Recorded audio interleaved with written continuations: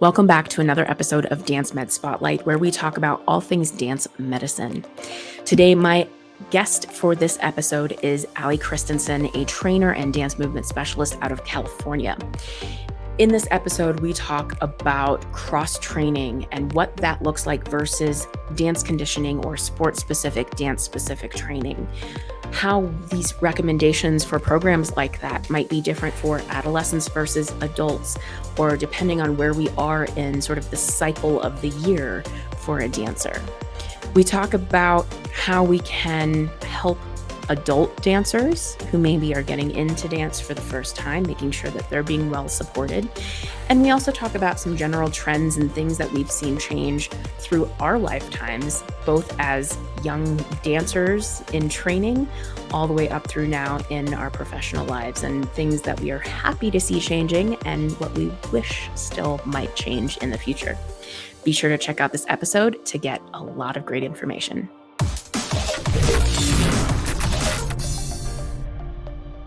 Welcome to another episode of Dance Med Spotlight, where we talk about all things dance medicine. Today, I have a wonderful guest with me, Allie Christensen. She's the owner of Align Fitness by Allie, a trainer, dance movement specialist, and a dancer herself. Welcome, Allie. Hi, Alyssa. Thank you for having me.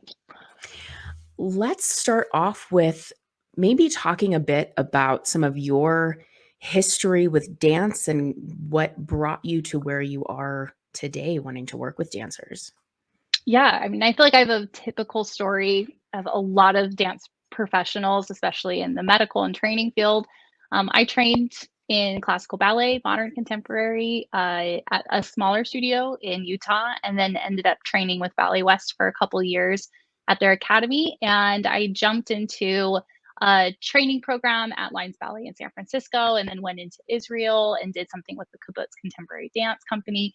While I was there, I injured my hip. I tore the labrum in my hip, which probably now, knowing what I know, was something that was happening long before, as I think about that impingement and pitchy feeling inside of my hip.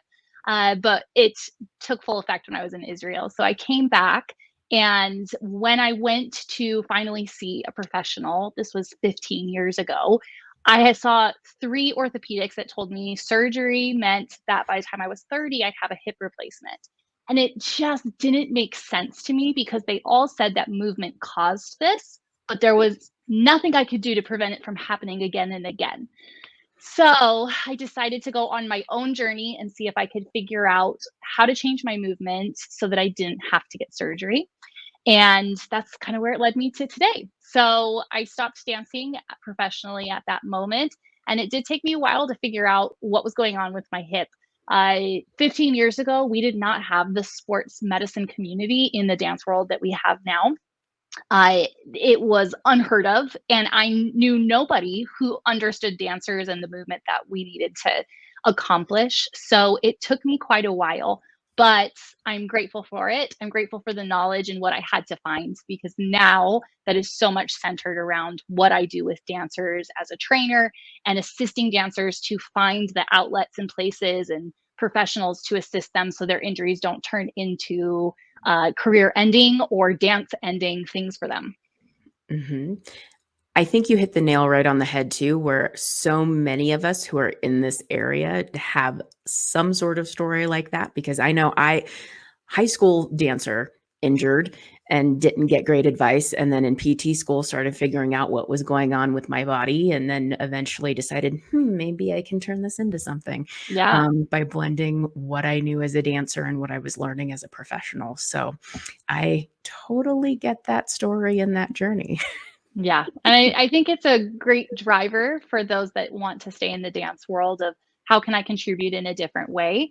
But I think it's way too common. Like I really feel a little bit of a heartache when I hear other people like you and other people in the profession that it's like, oh man, we got the short end of the stick by not having the availability and then not knowing how to handle dancers. And now I feel like we're in such a great place where when you can find a dance professional like yourself, you have so much more possibility of staying in the movement and staying in the art form that you love, whether you're a recreational dancer or striving to be professional.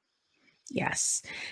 And I think that point of whether you are recreational or wanting to be professional is important too. I think sometimes what I'll see is more of a drive for support from dance medicine specialists for the competitive dancers at a studio or for a dance company, but not necessarily for the people who have no plan of this becoming a professional thing for them, but just enjoy dancing because they enjoy dancing.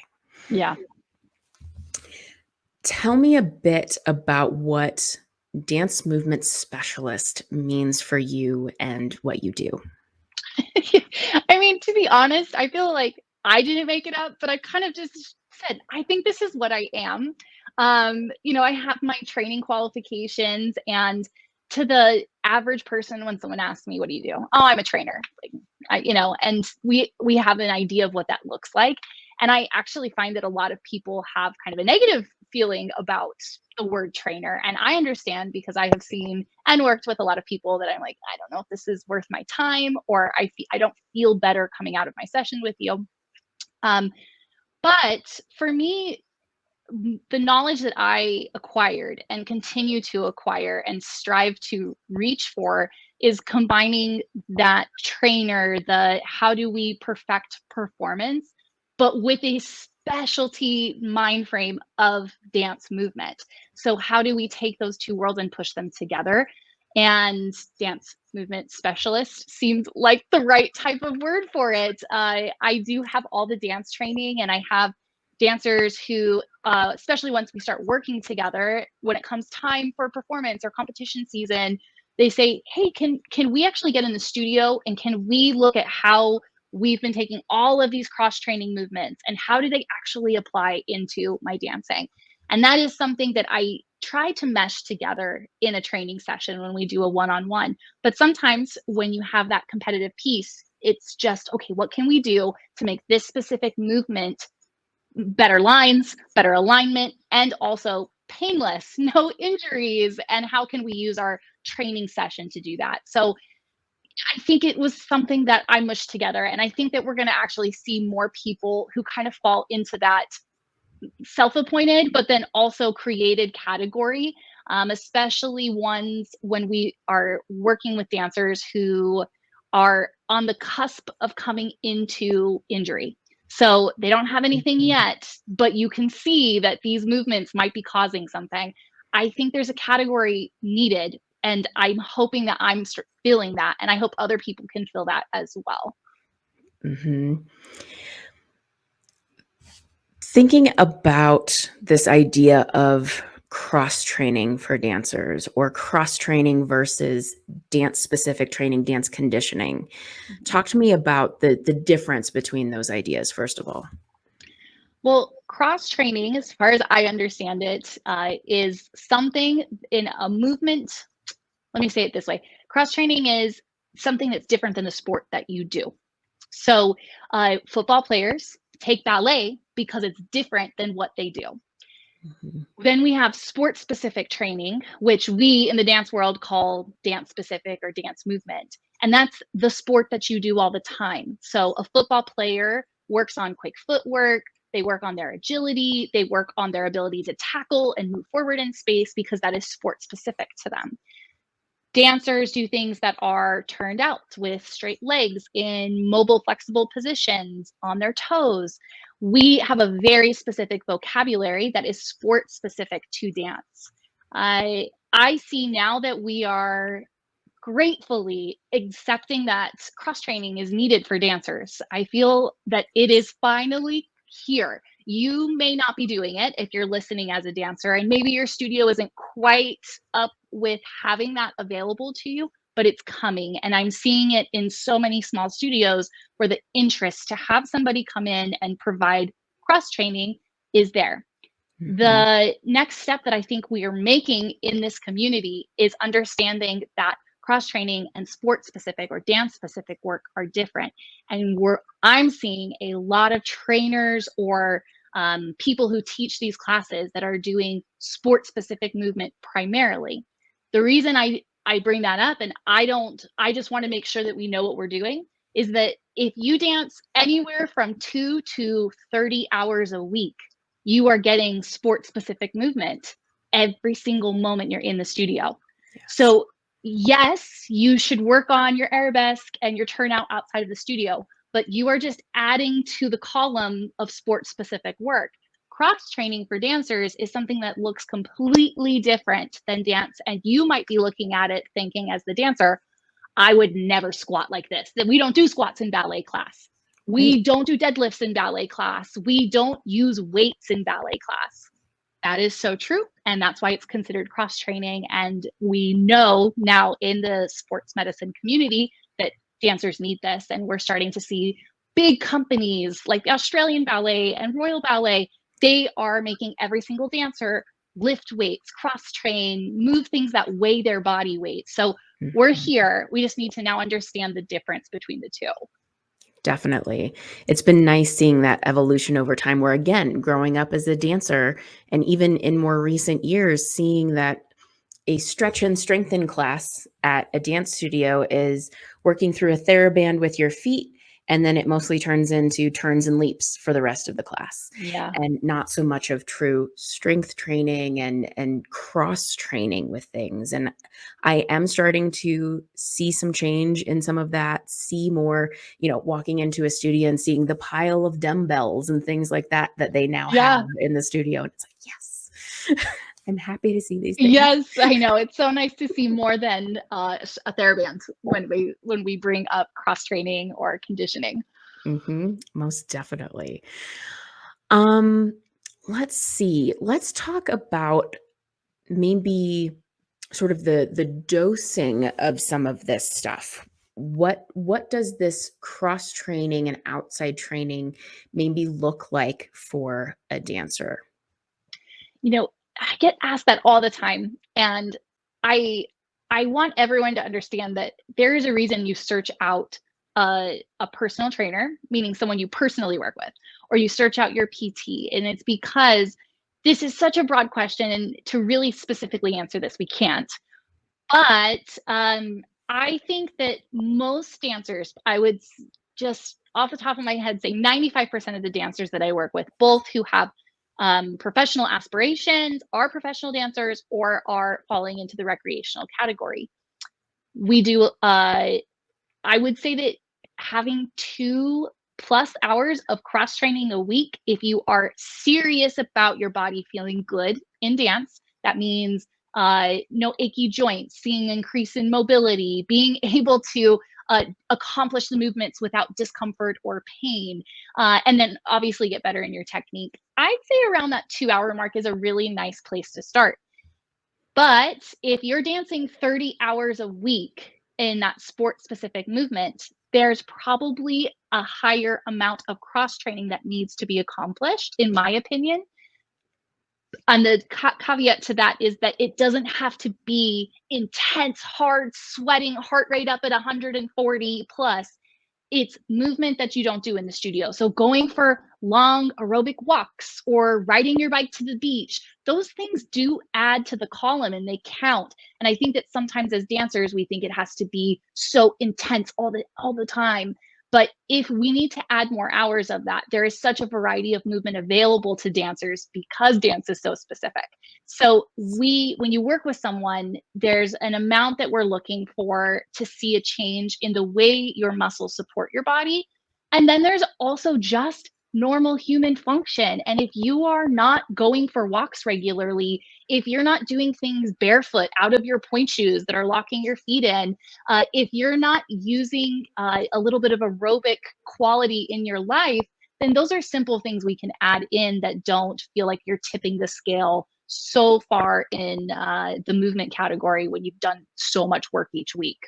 hmm With that cardio category too, it's interesting when we actually look at some of the research that's been done and looking at even elite level ballet dancers in a company, they get, microscopic amounts of true cardio work Hmm. where they're working at a sustained elevated heart rate. And so, it can be easy to think, yes, we are working hard when we're in dance class or rehearsal or something like that, but it may still not be enough for what is recommended from the cardio side in particular.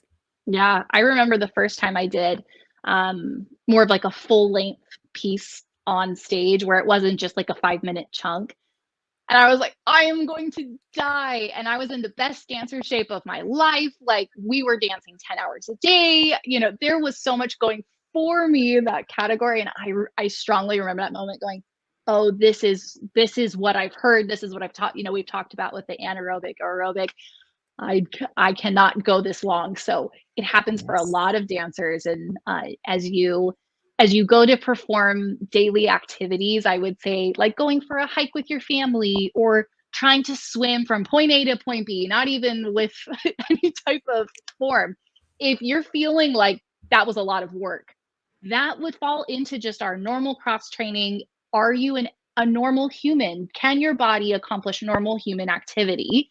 When you are an elite dancer or a dancer that trains really hard, if you can't accomplish these daily tasks, there's an imbalance in what's happening. And I think that is the first thing we could tackle if you're looking at kind of that aerobic quality that we're talking about. Mm-hmm. I think that's something that really got brought to light for me personally doing swing dancing, because that's something where, you know, you're dancing for an entire song. Sometimes on a busy night, I might dance 10 plus songs in a row, and, you know, watching my heart rate monitor, it's staying up at a pretty good height. And going back to some of my regular dance classes, then it's like, oh, I feel like I'm not working as hard, at least, you know, from that cardio capacity, Yeah. compared to when I was doing swing dancing or something like that. So it's interesting, even from style to style, some of the differences you can see in all of that too. Absolutely. I work with a classical Indian dancer that came to me with just some knee, you know, like my knees don't last as long as I want them to in class. And I've done a little bit of classical Indian dancing. I would not say training, but I understand the movement. What I did not understand is that they're on stage moving for 40 minutes to 90 minutes at a time. And when I learned that farther into our sessions, I was like, oh, we got to change our approach. Like, this is way different than what the typical ballet, jazz, contemporary dancer experiences. And we had to I had to make a switch because I was not taking into account how long she had to stay on stage moving. Definitely. Thinking again of sort of this idea of dosing workouts and that sort of thing. I know I've also seen recommendations where maybe throughout dance season or sort of the cycles of the year, since we never truly have an off season most of the time, True. even having variability of how we're training, if it's more performance heavy, competition heavy versus just sort of a normal week or a lighter week for us. Yeah, I mean, I completely agree. And one step I would love to see the dance world make is that we have an on and off season. I feel like we're really far from that, if I'm being honest. I Mhm. think you agree. But I would love to see that we have an off season and that they kind of require dancers to not take class for a month, 2 months, whatever it is, you know. So that would be my wish for the dance world, but I don't think that one's going to happen. But I do always take into consideration what our goals are and what season of life we're both in as a human and a dancer. And I think as a movement professional, it's my job to make sure that I'm taking both of those into account. So this answer for a young competitive dancer looks different than a 40-year-old mom. And I work with both. And it's pretty split within my clientele of who I work with. So this answer can differ a little bit, but currently as we're recording, it's competition season. And some of my dancers have been competing since January and are still competing here in the beginning of June. Yep. They're either crazy amounts where it's like 2 or 3 weekends a month, or they're more spread out. So when they're more spread out, we're looking more at like the week before a competition. We're not going to go crazy with things that are trying to change technique, like balance or really alignment. And I'm also not going to push them to the spot where I feel like they might be incredibly sore because their body has to be able to do what it knows how to do in 2 days. Mhm. But then right after a competition, when they have 3 or 4 weeks off, quote, quote, before competition, then we're going to do a little bit more of that detailed trying to change things with our movement and our cross training to help them.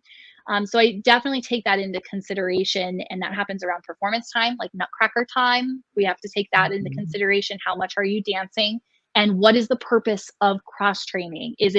Did they come in and say my hip flexors are feeling really tight? Did they come in and say I can't do this movement that the teacher's asking? Did they come in and say I want these goals to be better? So I feel like there's so many pieces to this, but one thing I've started doing with my dancers in the last few years is having them make a calendar of the whole year and starting to circle the days that are important, like nutcracker, auditions, competition, summer programs. And then we go, okay, how long do you need to prepare for this? So we start drawing a line across so that they see, oh, well, really 2 weeks before is not enough. I need 4 weeks, 6 weeks, 8 weeks.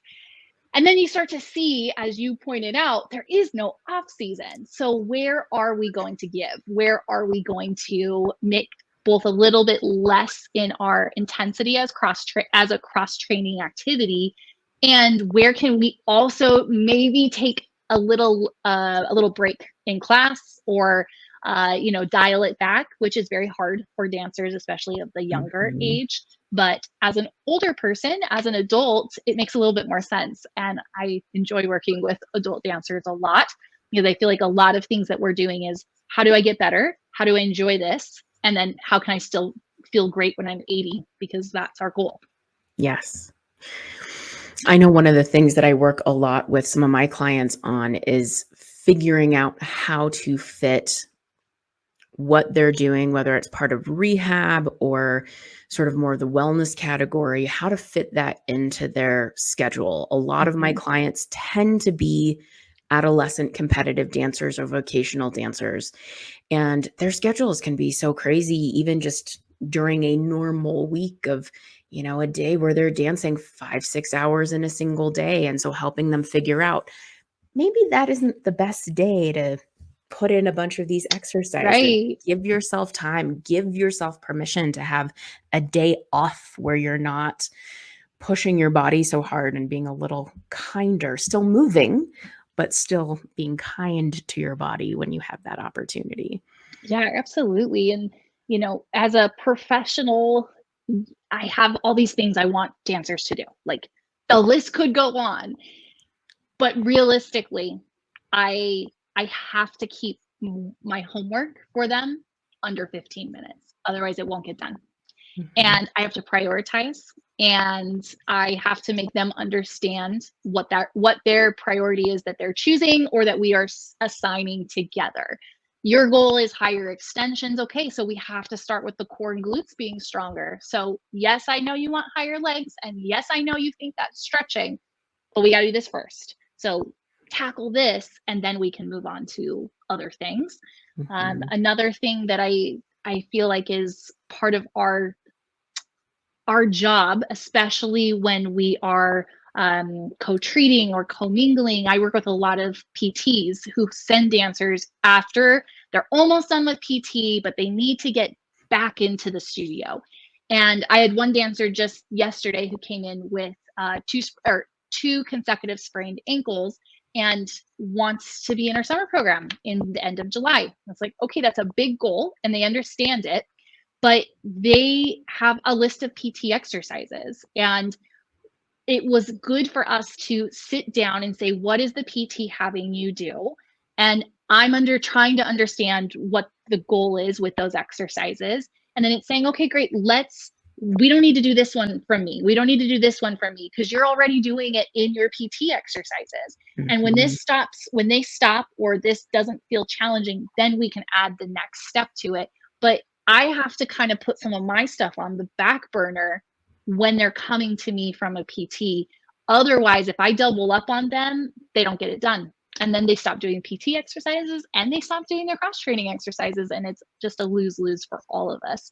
So it's really important if you are a dancer or a parent, the communication between the dance teacher, the dance trainer, and the dance PT has to be stellar. And I'm gonna be honest, it's not always. I have to hunt down the teachers, and I now have a great network of PTs. But before, I had to hunt down the PT and be like, hey, listen, I'm working with this person and I want to know what you're doing. Tell me what you want me to be working with them. And it's taken, some time to build that network, but I would say the average, that trio of people is not always there. So if you are somebody who has access to all of these, you need to get them to all talk to each other. And that will make your life easier. I'm curious. So something kind of came to mind as you were talking about that. And I'm curious about your experience or take on this. If you are working with, we'll go with that same example, a physical therapist that has been working with a dancer. What sorts of things have you noticed if it is somebody who is more specialized in dance as a PT versus a non-specialist? Is there a difference in how you kind of have to bridge the gap and communicate between those two types of therapists they might be working with? Yeah, there's definitely a difference. I have a couple PTs I work with who are not dance specialists, I would call them, but they are phenomenal. They understand movement. They understand, to the best of their ability, the extreme range that the dancer needs to be in, but they don't have the vocabulary. But they have proven their salt over and over, so I fully trust them. And with them, it's me using a little bit more of my, I'll say, medical or like higher level communication with them. And also sometimes I just have to just say their leg is straight out to the side, up by their ear, and they have to hold it for 10 seconds sometimes more. So I have to sometimes paint the picture for them. In years past, when I haven't had the network that I have now, I had a lot of dancers who came to me from PTs who don't specialize in dance, who their PT would say, and I don't think they meant this meanly, but it was, you don't need your leg to be able to do that. And the dancer's like, well, yes, I do. And it's life or death for them. And yeah, they do need their leg to be able to do that. But the PT,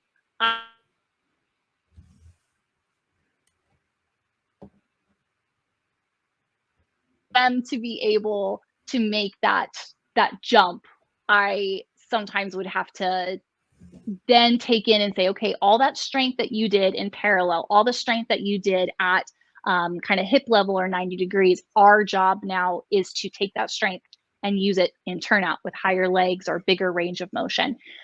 So there was always a bigger jump to be made when the PT didn't have that specialized training.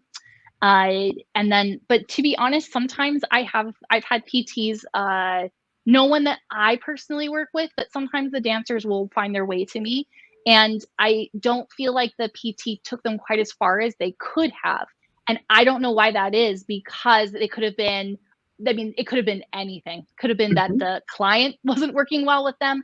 It could have been the client wasn't doing their exercises. It could have been they were a challenging parent.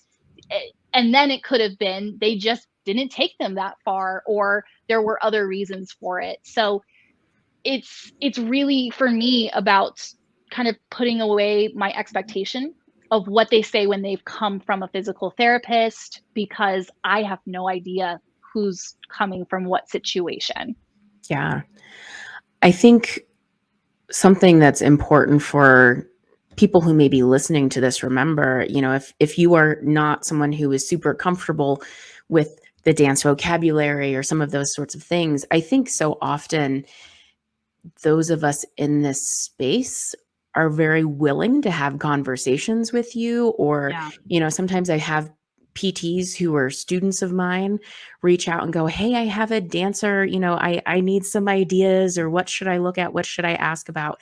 And I'm happy to answer those questions for them, because we don't, just like I wouldn't expect somebody to, think that I know everything about being a tennis player, because I certainly am not. And that is not my area of expertise. It's the same way going with dance, but being comfortable with reaching out to somebody who maybe does have a little bit more of that expertise for guidance is a fine thing to do. Yeah. I I, as a trainer, experience this often. There are a lot of things that, like achy hip flexors, like I overworked my hip flexors. It's like, okay, at a certain stage, that is something I am very capable of handling. And I know because pretty instantly, like by the time they leave the session, they're like, no more achy hip flexors. Mm-hmm. And then there's those times where it's like, oh, what I would normally do to help your achy hip flexors didn't work. I have to step back and say, we need to send you off to a physical therapist. And let's do it now before it turns into a big injury. So I have to say, this is out of my scope. This is out of what my knowledge knows, or I expected different results. And when that happens, it doesn't mean I didn't do my job. It doesn't mean that I don't know. It means I need to bring in someone more detailed and specialized. So for PTs, for doctors, I work in a sports injury clinic, so we have doctors in there, and I'm listening, and we're all doing our things all day. So I hear it a lot. It's, you didn't respond. They don't say this to the client, but just thinking, you didn't respond the way I expected. So either we have the time to tinker a little bit, and I feel confident in my tinkering, or it's like, you know what? I know someone who's really good at this, and I'm going to refer you on. And I respect and am willing to send people back to those people so much more than even a dance specialist who drags out training because they have dance background. Just because you have dance background doesn't mean you're good at assisting a dancer.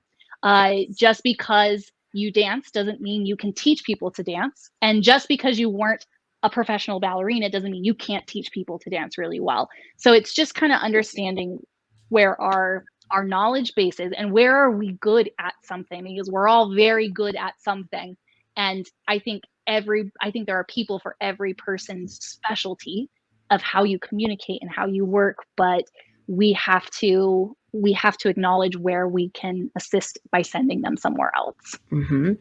I know for myself, there can also be some considerations where, like, thinking of a recent client who's come in, we were suspecting a hip labral tear. And I've certainly had dancers in the past where they, we had sort of the luxury of time, nothing terribly pressing that they needed to be ready for. And we could kind of take our time a little bit and see if their body's responding. Yes, they're making forward momentum in a reasonable time. Let's continue. And, everyone's happy with the way things are progressing, versus somebody who comes in and it's like, I have these classes, this audition, this very specific thing in a short amount of time that I need to get to. That's one of the situations where I'm way more likely to say, hey, go see this specialist who's my hip guy, an ortho, to get this checked out so we know exactly what we're working with, to see if that's even a reasonable goal right now, since we don't have the luxury of time to kind of tinker around with it a little bit too. Timeline is so important with dancers. I mean, they're athletes, and I know we consider them athletes, but I think that some of the dance world still does not, and some teachers don't, or parents don't always think of it that way. And it's like, if you looked at a professional basketball player or a collegiate level athlete, they have something pop up and that coach sends them to the doctor instantly. They are at the ortho the moment they feel something tweak inside their knee. There is no let's just see how it feels. Yeah. We don't really have that in the dance world. We do have proactive parents who decide to take that next step, but it's really up to us as the professionals to not dilly-dally when things pop up. At least that's how I feel. So of course, having your network, and then coming back to, if you're a parent or or a dancer, it is really important to ask your people, your teachers, your PTs, your trainers, what kind of other people do you know? Do you have the network to support me in the way that I need to be supported? Yes. I think something important for parents to remember too is, I find, particularly if they don't have experience as an athlete, as a dancer themselves, sometimes they don't know they don't know what they don't know. They don't Mhm. know what questions to ask. And so sometimes part of our session is a lot of that conversation with the parent of, consider this thing. Here's this recommendation. Ask the teacher about this, or, let's make that connection so we can have a conversation on your dancer's behalf. Sometimes there's a bit more education that has to happen for the parent because they don't have that experience to draw from themselves. Yeah, absolutely. And if you haven't worked with children, so much of working with children is working with the parents. So, we talk, or I hear people say, "Oh, you must be so good with kids." And it's like, well, yeah, I think I am good with kids, but I'm also good with parents, Mhm. and I'm good at passing on what needs to be passed on. And it is and was a skill I have to learn and continue to work with. And I think if you're going to work with children, you have to understand that maybe even almost more of your job is getting the parents to understand in a very supportive way what we're trying to accomplish and what they should expect. Mhm. Because they are the advocates and they will advocate for their children. But if they don't know what to advocate for, then they're just in the dark. And I'm Right. sure you've had parents who come to you and said, I had no idea that this was a big problem because every dancer says my hips pop. Every dancer says I'm really sore. And they're like, I didn't know that this was a problem. And it's progressed to the point where I've had pars fractures found, or things where it's like, this is a deal breaker right now. They have to be pulled out. And the parents can sometimes feel, or have expressed, like, I didn't know that back pain wasn't okay because they're bendy and they're stretching and they're sore. They're always sore. And it's like, I know it's so hard, but this is one of our jobs is teaching the kids how to understand their bodies and what they're feeling, Mhm. as well as the parents and what the red flags are, and what they need to be looking for outside of the dance studio as well. Mhm. I want to take us kind of down a different path now and talk a bit more about working with the adult dancers. And I know, I'm in some of the different Facebook groups. There's a lot of groups where it's adults who are maybe getting into dance the first time in their life or getting back into it after a long time. And a lot of times there's questions about, is it even realistic for me to think about trying to get on point at some point, or trying to perform? Sometimes I think there are these uh, kind of beliefs that are out there of, well, I'm an adult and there's a limit to what I can achieve at this point entering dance at this stage in life. How do you work with some of those dancers to help, or what do you say to them in those situations? Yeah, first off, the dance world is changing again, and there are more opportunities for adult dancers than there's ever been. That being said, they're still very specific and they're very location based. So not every adult dancer is going to have the ability that I'm about to say, but there are so many opportunities now, especially now that we can be online a little bit more.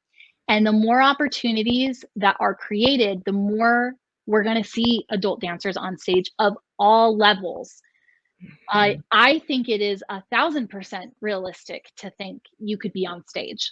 Now, I think that we have to play that little bit of, like, what are you mentally thinking of when you say on stage? Like, if you are, well, any dancer, I don't want to be on stage until I'm a prima ballerina. Well, it's like, well, then that's probably not realistic because, like, we're not all going to be prima ballerinas. But yeah, getting on stage, absolutely. There's so many opportunities. Catherine Morgan has so many things. Roche Mhm. Ballet has things. There's things in Australia, Balanced Ballerina. There's so many opportunities that are very wide for dancers. So absolutely. When it comes to changing flexibility, I think it's very possible for adult dancers to change their flexibility. We do have to have realistic goals because they have Yes. 40, 50, 60 years of a movement pattern that may not be a mobile dancer. And it's not, in my opinion, at this point, and I always say I reserve the right to change my mind as I learn more because I hope I Yes. do.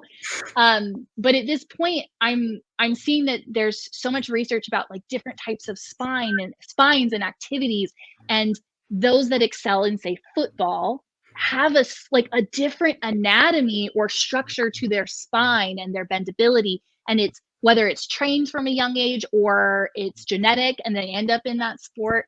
But so dancers and certain athletes have very different bodies. So if you were a rugby player when you were younger and now you dance, which I have one of those, rugby player, now 50 and dancer, taking ballet for the first time, it's like your body had a very different experience growing up than somebody who danced, took a break, and then came back.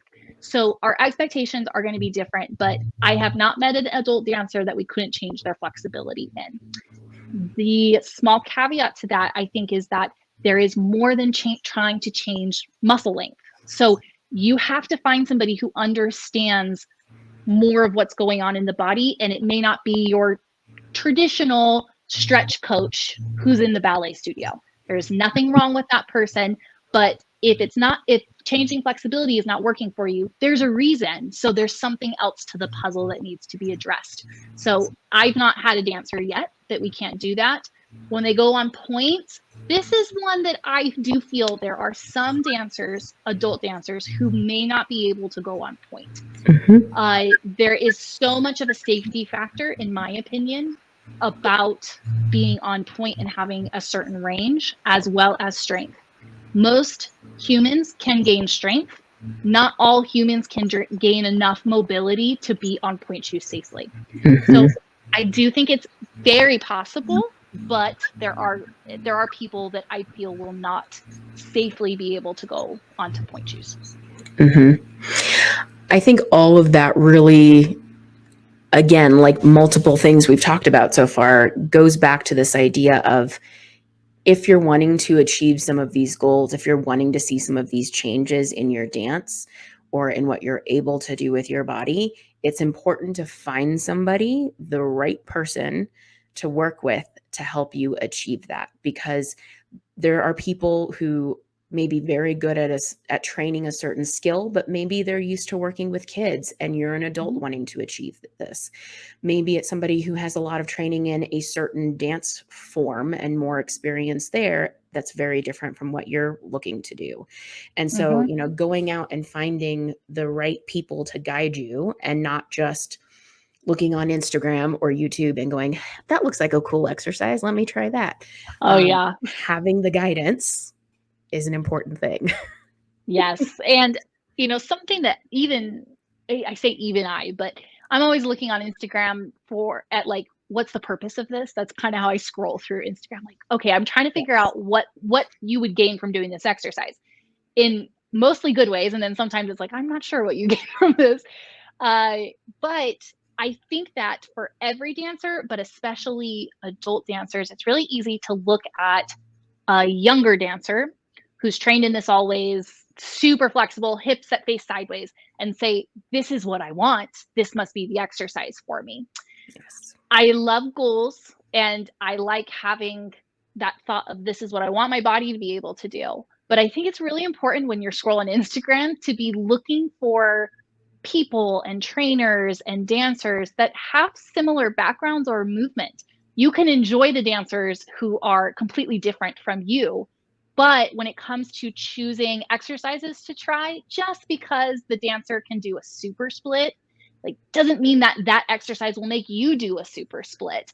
So we have to use our wisdom when it comes to choosing what we do when we're looking on the internet, for sure. And another thing I run into, you said, finding the right person.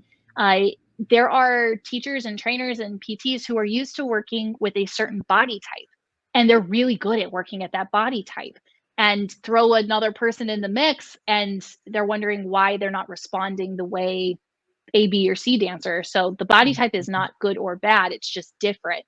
So you have to also kind of look at that. If you're not getting the results that you want, you look around the studio and you're like, these all look different from me, which is okay.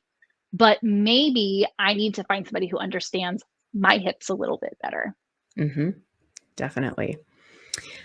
At this point, I want to introduce a special segment that we have on here.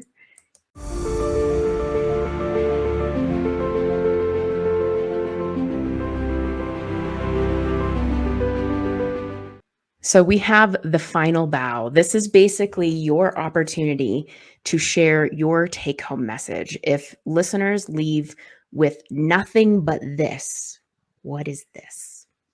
There's so many of this, but I would say that I want dancers and parents and professionals of all professions to know that there is a difference between cross training and sport specific work. And it is important for dancers to be doing more cross training at this point in 2023. In the future, I hope that we listen to this and go, it's changed, and we have to look at that ratio different. I really hope that. But at this point, you can pretty much consider that dancers need to be doing more cross train, things that don't look like what they do in the studio, and be aware of the beautiful things on social media that look cool because they look dancey. That doesn't mean that they're cross training. And then go do the cool dancey things that look like they're mixing everything together. There's value in that, but we got to make sure that you're getting enough things that don't look like dance for you, whatever that is, whatever style that is for you. Mm-hmm. Yes, I love that. This is also your opportunity. Is there anything that you want to share with those who are listening or watching as far as ways they can find you, things that you want to promote for yourself? This is your opportunity to share all of that. I mean, sure. I am always online at Align Fitness by Allie. So you can find me online there, Instagram, YouTube, Facebook, all of the things are the same. I work with dancers exclusively, and I work with all levels and genres of dance. I thrive with adult dancers. I love them. I work really well with them, and I really appreciate the adult dancers. I have online programs. So if working one-on-one is not in the cards for you for whatever reason, I have online programs going from little mini chunks of information all the way to a year Dancer Strong program where you get to work with me 3 or 4 times a week. And we go through all the different dance topics from a cross training standpoint. So we talk about how to improve your turnout with cross training, and we go through all the topics. So if anyone here wants to speak with me, you can find me at alignfitness.com or alignfitnessbyallie.com, and let me know that you heard me here, that Alyssa and I were talking, and if you want to have a conversation, I'm always happy to. So if anything sparked your interest, please reach out. Wonderful. And we'll make sure that all of the links to all of the things are available in the show notes and wherever things are getting posted so people can find you that much more easily. Wonderful. Thank you so much, Alyssa. This was so great to talk to you. Yes. Thanks for being on this episode. Happy to. Dance Med Spotlight is hosted and produced by Alyssa Arms. We discuss all things dance medicine. This has been another episode from Dance Med Spotlight. The Dance Med Spotlight is intended for educational purposes only. No clinical decision-making should be based solely on one source. While care is taken to ensure accuracy, factual errors can be present.